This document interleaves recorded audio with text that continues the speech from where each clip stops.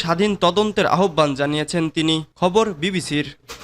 ফিলিস্তিনি কর্মকর্তা বলেছেন, তারা প্রায় ৩০০ জনের মরদেহ উত্তোলন করেছেন, কিন্তু তাদের মৃত্যু কিভাবে হয়েছে বা কবে কবর দেওয়া হয়েছে তা স্পষ্ট নয়। তবে ইসরায়েলি বাহিনী সেখানে কোনো মরদেহ মাটি চাপা দেওয়ার বিষয়টি অস্বীকার করেছে। গত ফেব্রুয়ারিতে খান ইউনিসের এক হাসপাতালে ২ সপ্তাহ ধরে অভিযান চালিয়েছে ইসরায়েলি বাহিনী। সেই সময় তারা জানিয়েছিল যে ফিলিস্তিনিরা যেসব মরদেহ কবর দিয়েছেন তারা সেগুলো পরীক্ষা করে দেখেছেন।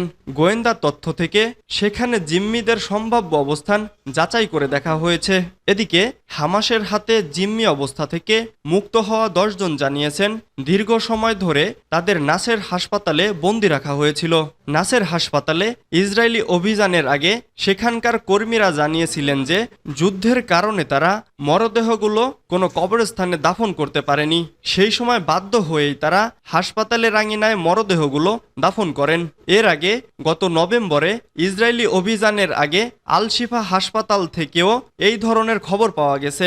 গত ৭ অক্টোবর ইসরায়েলের সীমান্তে প্রবেশ করে আকস্মিক হামলা চালায় ফিলিস্তিনি স্বাধীনতাকামী সংগঠন হামাস। এরপরেই গাজায় পাল্টা আক্রমণ চালায় ইসরায়েলি বাহিনী। গাজায় একের পর এক হাসপাতালে অভিযান চালিয়ে পুরোপুরি ধ্বংস করে দেওয়া হয়েছে।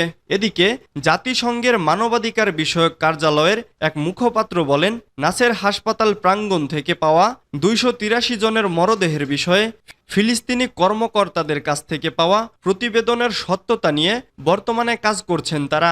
ইতোমধ্যে ৪২ জনের মরদেহ শনাক্ত করা সম্ভব হয়েছে।